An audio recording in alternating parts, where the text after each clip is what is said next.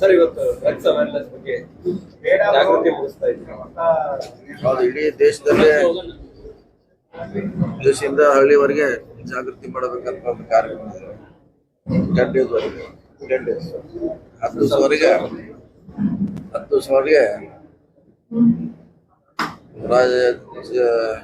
ಕೇಂದ್ರ ನಮ್ಮ ಬೆಂಗಳೂರು ಆಗ್ಬೋದು, ನಂತರ ಜಿಲ್ಲೆ, ನಂತರ ತಾಲೂಕುಗಳಲ್ಲಿ ಸಾಧ್ಯ ಹಳ್ಳಿಗಳಲ್ಲಿ ಕೂಡ ಅಲ್ಲಿ ಕೂಡ ನಮ್ಮ PSI ಲೆವೆಲ್ ಕಾರ್ಯಕ್ರಮ ಮಾಡಿದ್ರೆ ಇನ್ನೂ ಒಳ್ಳೇದಾಗಿದೆ. ಸೊ ಈ ಕಾರ್ಯಕ್ರಮ ಮಾಡೋದ್ರಿಂದ ಅಟ್ಲೀಸ್ಟ್ ಬಹಳಷ್ಟು ಪ್ರಿವೆಂಟ್ ಮಾಡ್ಲಿಕ್ಕೆ ಆಗ್ತದೆ ಮತ್ತು ನಿಯಂತ್ರಣ ಮಾಡ್ಲಿಕ್ಕೆ ಆಗ್ತದೆ. ಸೊ ಸಮಾಜದಲ್ಲಿ ದೊಡ್ಡ ಪಿಡುಗ ಆಗಿದೆ. ಸಮಾಜದಲ್ಲಿ ಎಷ್ಟೇ ಸರ್ಕಾರಗಳೆಲ್ಲ ಸರ್ಕಾರ ಬಂದ್ರು ಪ್ರಯತ್ನ ಮಾಡಿ ನಿಯಂತ್ರಣ ಆಗ್ತಲ್ಲ, ಇನ್ನೂ ಜಾಸ್ತಿನೇ ಆಗ್ತಾ ಇದೆ. ಅದಕ್ಕೆ ಸರ್ಕಾರ ಕೂಡ ಬಹಳಷ್ಟು ಎಚ್ಚರಿಕೊಂಡಿದೆ, ಬಹಳಷ್ಟು ಕಾರ್ಯಕ್ರಮ ಹಾಕಿದೆ, ಕಾನೂನು ಕೂಡ ಸ್ಟ್ರಿಕ್ಟ್ ಆಗಿ ಮಾಡ್ತಾ ಇದ್ದಾರೆ. ನಮ್ದು ಒಂದು ಹೆಚ್ಚಾಗಿ ಇವತ್ತು ಶಾಲಾ ವಿದ್ಯಾರ್ಥಿಗಳಿಗೆ ಇದನ್ನ ಕಾರ್ಯಕ್ರಮ ಮಾಡೋ ಮೂಲಕ ಜಾಗೃತಿ ಮಾಡ್ತೀವಿ. ಈ ಕಾರ್ಯಕ್ರಮದ ಬಹುಶಃ ಎಲ್ಲ ವಿದ್ಯಾರ್ಥಿಗಳಿಗೆ ಒಂದು ಸಂದೇಶ ಹೋಗ್ತಿದೆ. ಆ ನಿಟ್ಟಿನಲ್ಲಿ ಇವತ್ತು ಸಂಗೊಳ್ಳಿ ಕಾಲೇಜಲ್ಲಿ ಕಾರ್ಯಕ್ರಮ ಮಾಡಿದ್ದೀವಿ. ಎಲ್ಲರಿಗೂ ಮುಟ್ಟಂತ ನಾವು ಕೂಡ ಆಶೆ ಮಾಡ್ತೀವಿ. ಸಾಕಷ್ಟು ನಮ್ಮ ಅನುಭವಗಳನ್ನ ಹಂಚ್ಕೊಂಡಿದ್ದಾರೆ. ಸೊ ನಮ್ಮ ಜಿಲ್ಲಾಡಳಿತ ಇರ್ಬೋದು, ನಮ್ಮ ಸರ್ಕಾರ ನಿಯಂತ್ರಣ ಮಾಡ್ಲಿಕ್ಕೆ ನಾವು ಸತತ ಪ್ರಯತ್ನ ಮಾಡ್ತಾ ಇದ್ದೀವಿ.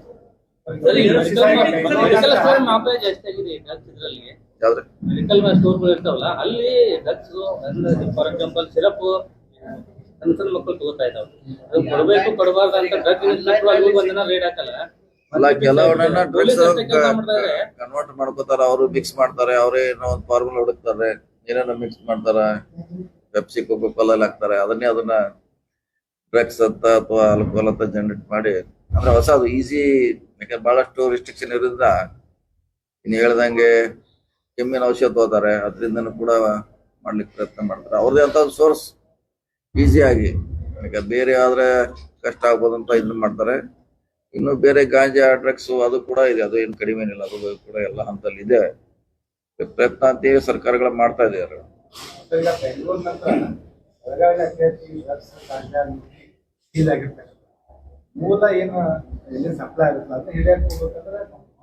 ಹಿಡಿತಾರೆ, ಅದು ಹೇಳಿದಂಗೆ ನಮ್ದೇ ದೇಶದ ಅಲ್ವೇ ಅಲ್ಲ, ಹೊರಗಿಂದ ಬರ್ತದೆ. ರಾಜಸ್ಥಾನ ಬರ್ತೈತ್ರೆ, ಪಂಜಾಬ್ ಮೇಜರ್ ಹೈಯೆಸ್ಟ್ ಸಮಸ್ಯೆ ಇರೋದು ಪಂಜಾಬ್ನಲ್ಲಿ. ಸೊ ನಮ್ಮ ರಾಜ್ಯ ಮೂಲಕ ಕೆಳಗಡೆ ಕೇರಳ, ತಮಿಳುನಾಡಿಗೆ ಹೋಗೋದು ಕೂಡ ಹಿಂಗೆ ಹೋಗುತ್ತೆ. ಬಹಳ ಚೆನ್ನಾಗಿ ಅದನ್ನು ಸೀಸ್ ಮಾಡ್ತಾರೆ. ಹಿಂಗಾಗಿ ನಮ್ಮಲ್ಲಿ ಸಂಖ್ಯೆ ಜಾಸ್ತಿ ತೋರಿಸ್ತದ್ರ. ಆ ಕಡೆ ಹೋಗೋರು ಒಂದ್ಸಲ ಇಲ್ಲೇ ಸಿಕ್ಕೊಂಡ್ ಬೀಳ್ತಾರ, ಬೆಳಗಾವಿಯಲ್ಲಿ ಅಥವಾ ನಮ್ಮ ರಾಜ್ಯದಲ್ಲಿ. ಹಾಗಾಗಿ ಅದು ಸಂಖ್ಯೆ ಹೆಚ್ಚಿದೆ.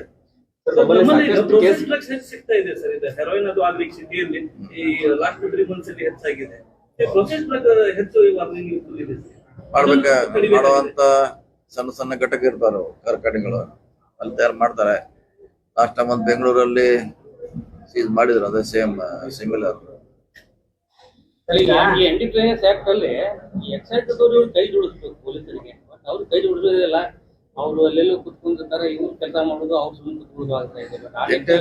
ಜಂಟಿಯಾಗಿ ಅಭಿಯಾನ ಮಾಡಕ್ಕೆ ಎಕ್ಸೈಸ್ ನೀವು ಕೊಡ್ರಿ, DC ಅವ್ರು ಅನ್ಬೇಕಾರೆ ಮಾಡ್ಬೇಕು. ಅವ್ರದ್ದು ಜವಾಬ್ದಾರಿ ಇದೆ ಅಲ್ಲ, ಅವ್ರು ಇದೆ, ಇವ್ರದ್ದು ಇದೆ. ಎರಡು ಆದ್ರೆ ಇನ್ನೂ ಸ್ಟ್ರೆಂತ್ ಆಗ್ತದೆ. ಯಾಕಂದ್ರೆ ಅವ್ರದ್ದು ಸೋರ್ಸ್ ಇರ್ತದೆ, ಇವ್ರದ್ದು ಸೋರ್ಸ್ ಇರ್ತದೆ. ಒಳ್ಳೇದು ನೀವು ಹೇಳ್ದಂಗೆ ಇಬ್ರು ಕೂಡ ಮಾಡಿದ್ರೆ ಸೊ ಇನ್ನೂ ಹೆಚ್ಚು ಪರಿಣಾಮಕಾರಿಯಾಗಿ ನಾವು ನಿಯಂತ್ರಣ ಮಾಡಬಹುದು. ಅವ್ರು ಡ್ರಗ್ಸ್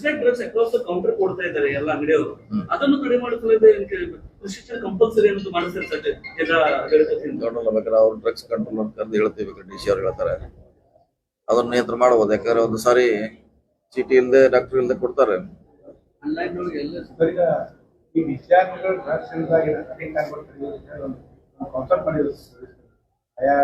ಎಲ್ಲ ಕಾಲೇಜುಗಳಲ್ಲಿ ಒಂದಿಷ್ಟು ಪರ್ಸೆಂಟೇಜ್ ಆಫ್ ಮೆಡಿಕಲ್ ಟೆಸ್ಟ್ ಮಾಡ್ತಿರ್ತಾರೆ. ಸೊ ಅದೆಲ್ಲ ಇಂಪ್ಲಿಮೆಂಟ್ ಆಗುತ್ತೆ. ಓವರಾಲ್ ಡಿಸ್ಟ್ರಿಕ್ಟ್ ಕೂಡ ಇಂಪ್ಲಿಮೆಂಟ್ ಮಾಡ್ಕೊಳ್ತಾರೆ. ಇಡೀ ರಾಜ್ಯಕ್ಕೆ ಅಪ್ಲೈ ಮಾಡಿದ್ರೆ ಇನ್ನೂ ಮಾಡ್ಬೋದು. ಆ ಥರ 70% ಸ್ಟೂಡೆಂಟ್ಗಳನ್ನು ಚೆಕ್ ಮಾಡಿ ಅಂತ ರಿಕ್ವೆಸ್ಟ್ ಮಾಡಿದ್ರೆ ಪೋಷಕರ ಕನ್ಸರ್ನ್ ರಿಕ್ವೆಸ್ಟ್ ಮಾಡ್ರಿ. ಅವ್ರಿಗೆ ಅವ್ರ ಪಾಲಕರು ಒಪ್ಪಿದ್ರೆ ಅವ್ರಿಗೊಂದು ಗ್ಯಾರಂಟಿ ಇರುತ್ತೆ, ನಮ್ಮ ಮಗ ಅದ್ರಲ್ಲಿ ಇಲ್ಲ ಅಂತ. ಆರಂಭಿಕ ಹಂತದಲ್ಲಿ ಅದು ತಡೆಯೋದಕ್ಕೆ ಆಗ್ತದೆ. ಸರ್, ಈಗ ದೆಹಲಿ ಜಂತರ್ ಮಂತರ್ನಲ್ಲಿ ಏನಾಗ್ತಂದ್ರೆ ಒಂದು ವಿದ್ಯಾರ್ಥಿಗಳು ಪ್ರತಿಭಟನೆ ನಡೆಸ್ತಾ ಇದ್ರು ಅಂತ ಸಂದರ್ಭದಲ್ಲಿ ಅವರ ಮೇಲೆ ಲಾಠಿ ಚಾರ್ಜ್ ಮಾಡುವಂಥದ್ದು ಜೊತೆಗೆ ಅವರ ಹೋರಾಟವನ್ನ ಹಂಚುವಂತ ಕೆಲಸವನ್ನ ಕೇಂದ್ರ ಸರ್ಕಾರ ಪೊಲೀಸರ ಮೂಲಕ ಮಾಡ್ತಾ ಇದೆ ಅನ್ನೋ ಒಂದು ಗಂಭೀರ ಆರೋಪ ಇದೆ. ಇದೆ ಸುಮಾರು ಘಟನೆಗಳಾಗಿದೆ. ನಿನ್ನೆ ಇಡೀ ಡೆಲ್ಲಿ ತುಂಬಾ ಪ್ರೊಟೆಸ್ಟ್ ಆಗಿದೆ, ಒಂಥರ ವಾತಾವರಣ ಬಿಗಿ ಆಗಿದೆ. ಸೊ ಅದನ್ನ ಕೇಂದ್ರ ಸರ್ಕಾರ ಸ್ಮೂತ್ ಆಗಿ ಹ್ಯಾಂಡಲ್ ಮಾಡ್ಬೇಕು. ಅವ್ರ ಜೊತೆ ಯಾರ ಮಾತುಕತೆ ಕಳಿಸ್ಬೇಕು. ಅವ್ರ ಯಾಕಂದ್ರೆ 20 ವರ್ಷದಿಂದ ಯಾರು ಹೋಗಿಲ್ವಾ, ಹಿಂಗಾಗಿ ಅದು ಹೆಚ್ಚಾಗ್ತಾ ಇದೆ.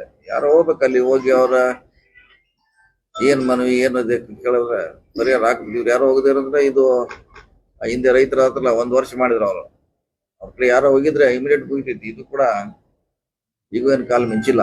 ಈಗ ಯಾರೋ ಹೋಗಿ ಅಲ್ಲಿ ಮಂತ್ರಿಗಳು HRD ಮಿನಿಸ್ಟರ್ ಧರ್ಮೇಂದ್ರ ಪ್ರಧಾನ್ ಅವರು ರಾಜೀನಾಮೆ ಕೊಡ್ಬೇಕಂತ ಬೇಕು. ಅಲ್ಲ, ಅದು ಏನ್ ಕೇಳಬೇಕಲ್ಲ ಹೋಗಿ ಅವ್ರದ್ದು ಏನಂತ ಕೇಳ ಗೊತ್ತಾಗಲ್ಲ. ಅದು ಒಂದೇ ಇರ್ಬೋದು, ಮತ್ತೇನ್ರ ಬೇರೆ ಇರ್ಬೋದು. ಅಟ್ಲೀಸ್ಟ್ ಹೋಗ್ಬೇಕು. ಹೋದ್ರೆ ಒಂದು 10ಕ್ಕೆ ಬರ್ತದೆ ಹೋಗ್ಬೇಕಂತ ನಮ್ಮ ಅವ್ರಿಗೆ ರಿಕ್ವೆಸ್ಟ್.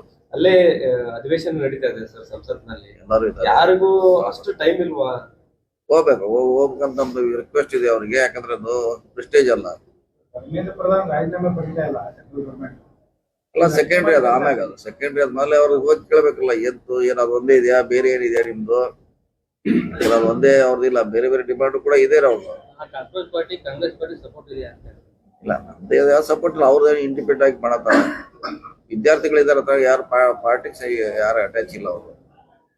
ಅವ್ರು ತಮ್ಮ ಹಕ್ಕಿಯಾಗಿ ಡಿಮಾಂಡ್ ಮಾಡತ್ತಾರ. ಕೇಂದ್ರ ಸರ್ಕಾರ ತಕ್ಷಣ ಇವು ಕೂಡ ಯಾರು ಹೋಗ್ಬೇಕು, ಸ್ಪಂದನೆ ಮಾಡ್ಬೇಕು, ಅಷ್ಟೇ ನಮ್ಮ ವಿನಂತಿ. ನಾಳೆ ಮಾಡುವಂತರಾಗಿದೆ ಅಂತ ಏನ್ ಮಾಡ್ತಾರೆ ಬಿಡಿ, ಅದೇನು ಯಾವಾಗ ಮಾಡ್ತಾರೆ, ಏನದ ಅವ್ರ ಸಮಸ್ಯೆ ಅದು. ಯಾಕಂತಂದ್ರೆ ಬೇರೆ ಬೇರೆ ಇಶ್ಯೂಗಳು ರಾಜ್ಯದಲ್ಲಿ ಇರೋದ್ರಿಂದ ಮಂತ್ರಿಗಳೇ ಇಲ್ಲ ಅನ್ನೋ ಒಂದು ಪೂರ್ಣ ಪ್ರಮಾಣ ಸರ್ಕಾರಿ ಸಂದೇಶ ಇದೆ. ಮಾಡ್ತಾರೆ, ಬೇಗ ಮಾಡ್ತಾರೆ. ಅಲ್ಲಿವರೆಗೆ ನಾವ್ದಿಲ್ಲ 3 ಜಿಲ್ಲಾ ನೋಡೋದಿಲ್ಲ. ಬೆಳಗಾವಿ ಮತ್ತು ಸಚಿವರ ಹೆಸರೇನು ಸರ್? ಈ ರಾಜ್ಯಾದ್ಯಂತ ಬರ ಬಂದಿದೆ, ನಿರ್ವಹಣೆ ಮಾಡಕ್ ಆಗ್ತಾ ಇಲ್ಲ. ಯಾಕಂದ್ರೆ ಬರ ಜಿಲ್ಲೆ ಅಂತ ಈಗ ಘೋಷಣೆ ಮಾಡ್ತಾರೆ. ಮೊನ್ನೆ ಕ್ಯಾಬಿನೆಟ್ ಅಲ್ಲಿ ಅಧಿಕಾರಿಗಳಿಗೆ ಹೇಳಿದ್ದಾರೆ ಎಲ್ಲ ಸರ್ವೆ ಮಾಡ್ಲಿಕ್ಕೆ. ಅದು ವರದಿ ಬಂದ ಮೇಲೆ ಕೇಂದ್ರಕ್ಕೆ ಕಳಿಸ್ಬೇಕಾಗತ್ತೆ. ಕೇಂದ್ರದ ಅನುಮತಿ ಕೂಡ ಬೇಕಾಗಿದೆ, ಅವರು ಸಹಮತಿ ಬೇಕು. ಸರ್ವೆ ಮಾಡ್ಲಿಕ್ಕೆ ಹೇಳಿದ್ದಾರೆ ಸಿಎಂ ಅವರು. ಮೊನ್ನೆ ಸಂಡೇ ಕ್ಯಾಬಿನೆಟ್ ಮಾಡಿದ್ರು. ನಾವು ಇದಕ್ಕೋಸ್ಕರ ಮಾಡಿದ್ವಿ. ಸಪ್ತ ನದಿಗಳನ್ನ ಬಿಟ್ಟರೆ ಉಳಿದ ಭಾಗಗಳು ಎಲ್ಲೂ ನಿರೀಕ್ಷೆ ಪ್ರಮಾಣ ಮಳೆ ಆಗಿರುತ್ತೆ. ಕಡಿಮೆ ಇದೆ, ಬಹಳಷ್ಟು ಕಡಿಮೆ ಇದೆ. ಅವ್ರು ಇದ್ರಾಗ ಬರ್ದ್ರಾಗ ಓಕೆ, ಈಗ ಮ್ಯಾನೇಜ್ ಮಾಡ್ಲಿಕ್ಕೆ ಅನುಕೂಲ ಆಗಿದೆ. ಸಚಿವ ಸ್ಥಾನದ ವಿಚಾರಕ್ಕೆ ಅಶೋಕ್ ಪಟೇಲ್ ಪರವಾಗಿ ನೀವೇನು ಮಾತಾಡಿದ್ರೆ ಅನ್ನುವಂತ ಚರ್ಚೆ ಆಗ್ತಾ ಇದೆ ಸರ್. ನಾವು ಸೀನಿಯರ್ ದಿನ ನಮ್ ಕಡೆ ಬಂದಿರೋರು. ನಾವು ಸೀನಿಯರ್ ದಿನ ನಮಗ್ ಕೊಡಿಸಿ ಹೇಳತ್ತ ಅಂತಿಮವಾಗಿ ಡಿಸಿಷನ್ ಮಾಡೋರು ಅವರು. ಮುಖ್ಯಮಂತ್ರಿ ಇದಾರ, ಅಧ್ಯಕ್ಷ ಇದಾರ, ಹೈಕಮಾಂಡ್ ಅವ್ರು ಮಾಡ್ತಾರ. ಯಾಕೆ ಈ ಕುರಿತು ಚರ್ಚೆ ಆಗ್ತಾ ಇದೆ ಅಂತಂದ್ರೆ ನಮ್ಮ ಬೆಂಬಲಿತ ಶಾಸಕರೇ ಅಲ್ಲಿ ಮೊನ್ನೆ ಏನಂತಂದ್ರೆ ದೆಹಲಿಗೆ ಹೋಗ್ಕೊಂಡಿರೋಂಥದ್ದು. ಹಾಗಾಗಿ ಎಲ್ಲೋ ಒಂದ್ ಕಡೆ ಸರಿ ಅಥವಾ 3 ಸೀನಿಯರ್ ಇದಾರೆ, ಅವರೆಲ್ಲ ಕೂಡ ಹೋಗಿದ್ದಾರೆ.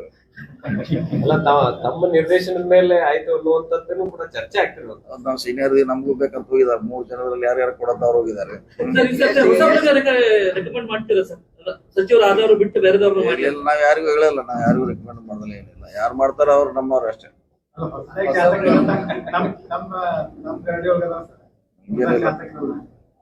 ಯಾರು ಬಂದ್ರು ನಮ್ಮವ್ರೆ, ಅದಕ್ಕೇನೆ ರಾಜು ಶೆಟ್ಟಿ ಅವ್ರ ಮುಖದ ಮೇಲೆ ಮತ ಹಾಕಿ ಬರ್ತಾರೆ ಸರ್, ಏನಾದ್ರು ಅವ್ರು ಅವ್ರ ಸಮುದಾಯದವರು ಈ ರಿಸ್ಟ್ರಿಕ್ಷನ್ ಇದೆಲ್ಲ, ಅವ್ರು ರಿಸ್ಟ್ರಿಕ್ಷನ್ ಹಾಕಿದ್ದಾರೆ. ಫಸ್ಟ್ ಅವರ್ ಇಲ್ಲ ಅಂತ. ಬೆಳಗಾವಿಗೆ ಸಮುದಾಯಕ್ಕಿಂತ ಬೆಳಗಾಂ ನಗರಕ್ಕೆ ಯಾವತ್ತೂ ರೆಪ್ರೆಸೆಂಟೇಷನ್ ಸಿಕ್ಕಿಲ್ಲ. ಹಂಗಾರೆ ಎಲ್ಲ ನೋಡ್ರಿ, ಎಲ್ಲ ಸಿಕ್ಕಿಲ್ಲ, ಬಹಳ ಕಡೆ ಸಿಕ್ಕಿಲ್ಲ. ಅಲ್ಲ, ಬೆಳಗಾಂ ನಗರದ್ದು ಯಾವತ್ತೂ ಸಿಕ್ಕಿಲ್ಲ sir. Since reorganisation of state ಯಾವತ್ತೂ ಸಿಕ್ಕಿಲ್ಲ. ಬೆಳಗಾವಿಗೂ ಸಿಕ್ಕಿಲ್ಲ, ದಕ್ಷಿಣಕ್ಕೂ ಸಿಕ್ಕಿಲ್ಲ, ರಾಮದುರ್ಗ ಸಿಕ್ಕಿಲ್ಲ. ಬೆಂಗಳೂರು, ಗುಲ್ಬರ್ಗ, ರಾಯಚೂರು ಆ ಕಡೆ ನೋಡ್ತಾ ಇದ್ದಾರೆ. ಈ ಕಡೆ ಬೆಳಗಾವಿಯವರು ಯಾರು ಮುಸ್ಲಿಂ ಇಲ್ವಾ ಅಂತ. ಇದು ಕೋಟ ಲಾಭ ಆಗುದಿಲ್ಲ. ಮುಸ್ಲಿಂ ಕೊಟ್ರ ಆಯ್ತು, ಎಲ್ಲಿ ಕೊಟ್ರೆ ರಾಜ್ಯದಾಗ ಕೊಟ್ರ ಆಯ್ತು ಅಷ್ಟೇ. ಕೋಟ ಎಲ್ಲ ಕಡೆ ಏರಿಯಾ ಎಲ್ಲ ಏರಿಯಾ ಕನ್ಸಿಡರ್ ಆಗ್ಬೇಕು. ಓನ್ಲಿ ಹೈದರಾಬಾದ್, ಕರ್ನಾಟಕ ಮತ್ತು ದಕ್ಷಿಣ ಕರ್ನಾಟಕ ಮಾತ್ರ ಅದಾರ. ಕಿತ್ತೂರು ಕರ್ನಾಟಕದಾಗ ಯಾರು ಇಲ್ಲ ಇಲ್ವಾ ಅಂತ ಹೇಳಿ ಮುಂಚೆ ಕೊಟ್ಟಿದಾರಲ್ಲ, ನಮ್ ಸವದತ್ತಿಯಿಂದ ಮುಸ್ಲಿಂ ಮಂತ್ರಿಗಳಾಗಿದ್ರು. ಆಮ್ಯಾಗ ಇನ್ನೊಬ್ರು ಯಾರೋ ಆಗಿದ್ರ, ಮುಂಚೆ ಆಗಿದ್ರು, ಈಗಿಲ್ಲ. ಅವಕಾಶ ಬಂದಾಗ ನೋಡಿ ಕಾಯ್ಬೇಕಷ್ಟೇ, ಕಾದಾಗ ಮಾಡಲ್ಲ ಅವ್ರು. ಬೆಳಗಾವಿಗೆ ಎಷ್ಟು ಸಿಗ್ಬೋದು ಸರ್? ಈಗ ಒಂದಂತಿ ಸಿಗ್ಲೇಬೇಕ್ರಿ, ಪ್ರಶ್ನೆ ಇಲ್ಲ. ಒಂದಂತಿ ಮಿನಿಮಮ್ ಕೊಡ್ಲೇಬೇಕು, ಜಿಲ್ಲೆ ದೊಡ್ಡದಿದೆ. ಮೊನ್ನೆ ಸೌದಿ ಅವರು ಕೂಡ ದೆಹಲಿಗೆ ಹೋಗಿದ್ರು, ಅವರು ಕೂಡ ಡಿಮ್ಯಾಂಡ್ ಮಾಡ್ತಾ ಇದ್ದಾರೆ. ಮಾಡೋರೆಲ್ಲ ಎಲ್ಲಾರು ಮಾಡ್ರಿ, ಎಲ್ಲಾರು ಆಸೆ ಇದೆ, ಎಲ್ಲಾರು ಮಾಡೋರ, ತಪ್ಪಂತ ಹೇಳಿಕ್ ಆಗಲ್ಲ. ಈ ವಾಸ್ತು ಹೆಸರಲ್ಲಿ ಬೆಂಗಳೂರಿನಿಂದ ಬೆಳಗಾವಿ ದೊಡ್ಡ ಜಿಲ್ಲೆ. ಅಲ್ಲೇ 10-12 ಜನ ಮಂತ್ರಿ ಆಗ್ತಾರೆ. ಇಲ್ಲಿ 2-3 ಕೊಡಕ್ಕೂ ಅಳ್ತಾರ. ಈ ತಾರತಮ್ಯ ನಿವಾರಣೆ ಆಗುದು ಯಾವಾಗ ಸರ್? ಅದ್ರ ಬಗ್ಗೆ ಯಾಕೆ ಬೆಂಗಳೂರು ಸಿಟಿಗೆ ಯಾವ್ದು ಜಾತಿ ಅಥವಾ ಅದೇನು ಪ್ರಶ್ನೆ ಅಥವಾ ಏರಿಯಾ ಬರೋದಿಲ್ಲ. ಸೀನಿಯರ್ ಇರ್ತಾರ ಸಿಟಿಯಲ್ಲಿ ಮಾಡ್ಲೇಬೇಕಾಗುತ್ತೆ. ಕಲಬುರಗಿಗೆ 2-3 ಪ್ರತಿ ಕ್ಯಾಬಿನೆಟ್ ಅನ್ನು ಕೊಡ್ತಾ ಬರ್ತಾ ಇದ್ದಾರೆ. ಬೆಳಗಾವಿಗೆ ಯಾಕೆ ಕೊಡ್ತಾರೆ? ಈಗ ಅವಕಾಶ ಇಲ್ಲ. ಈಗ 1 ಕೊಟ್ಟಿದ್ದಾರೆ, ನೆಕ್ಸ್ಟ್ ಕೊಟ್ಟೆ ಕೊಡ್ತಾರೆ. ಕೊಡ್ತಾರಲ್ಲ, ಈ ಹೊಸ ಇದ್ರ ಕೊಡ್ತಾರೆ.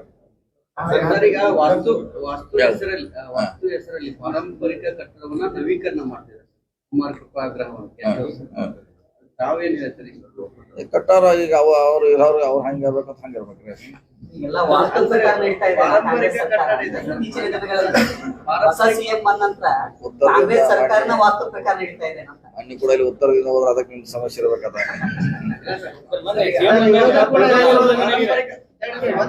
ಮೊನ್ನೆ ಸಿಎಂ ಬಂದಾಗ ಪ್ರೋಟೋಕಾಲ್ ಉಲ್ಲಂಘನೆ ಆಗಿದೆ. ಆ ನಿಟ್ಟಿನಲ್ಲಿ ಅಧಿಕಾರಿಗಳ ವಿರುದ್ಧ ಯಾವ ಕ್ರಮ ಕೈಗೊಳ್ಳಿದೆ? ಏನ್ರಿ ಯಾವ್ದು ಅವರಿಗೆ ಸರಿಯಾಗಿ ಯಾರ್ರಿ ಆಂಬುಲೆನ್ಸ್ ಅನ್ನ ಸರಿಯಾಗಿ ನಿಭಾಯಿಸಿಲ್ಲ. ರೈತರ ನೇಮಕ ಮಾಡಿಲ್ಲ. ಸಿಎಂ ಬಂದಾಗ ಅಷ್ಟು ದೊಡ್ಡ ನಿರ್ಲಕ್ಷ್ಯ ಯಾಕೆ ಸರ್? DC ಅವ್ರು ನೋಟಿಸ್ ಕೊಟ್ಟಿದಾರಂತೆ, ಅವ್ರು ನೋಡ್ತಾರ ಅಥವಾ ಮುಂದಾಗಿರುತ್ತೆ ಆಗದಂಗ್ ನೋಡ್ಕೋಬೇಕಷ್ಟೇ. ಸೀರಿಯಸ್ ಲಾಪ್ಸಿದ್ರೆ ಆಕ್ಷನ್ ತಗೋತಾರ. ಅಲ್ಲ, ಜಿಲ್ಲಾಡಳಿತದ ಜೊತೆ ಸರಿಯಾಗಿ ಕಮ್ಯುನಿಕೇಟರ್ ಮಾಡ್ತಾ ಇಲ್ಲ ಒಬ್ಬ ಅಧಿಕಾರಿ ಅಂತ. ಅವ್ರ ಡ್ಯೂಟಿ ಎಲ್ಲ DC ಅವ್ರು ನೋಡ್ಲಿಕ್ಕೆ ಆಗೋಲ್ಲ. ಅವ್ರು ಮಾಡ್ಬೇಕಾಗಿತ್ತು, ಅವ್ರು ಮಾಡಿಲ್ಲ. ಅಲ್ಲ, DC ಅವರು ಹೇಳಿ ಆದ್ಮೇಲೂ ನಡೀತಾ ಇದಾವೆ ಸರ್. ಅವ್ರ ಡ್ಯೂಟಿ ಯಾಕಂದ್ರೆ ಆಯಾ ಇಲಾಖೆಯವರು ತಾವು ತಮ್ಮ ಕರ್ತವ್ಯ ಸರಿಯಾಗಿ ನಿಭಾಯಿಸ್ಬೇಕು. ಪ್ರೋಟೋಕಾಲ್ ಉಲ್ಲಂಘನೆ ಆಗಿದೆ. ಅವ್ರ ಗಮನಕ್ಕೆ ಬಂದಿದೆ, ನೋಟಿಸ್ ಕೊಟ್ಟಿದಾರಂತ. ಸೀರಿಯಸ್ ಇದ್ರೆ ಆಕ್ಷನ್ ತಗೋತೀವಿ, ಇಲ್ಲಾರು ವಾರ್ನಿಂಗ್ ಮಾಡ್ತಾರ ಅಷ್ಟೇ. ಯಾವ್ದಾಗ ಅವ್ರು ಮಾಡ್ತೀವಿ. ಓಕೆ.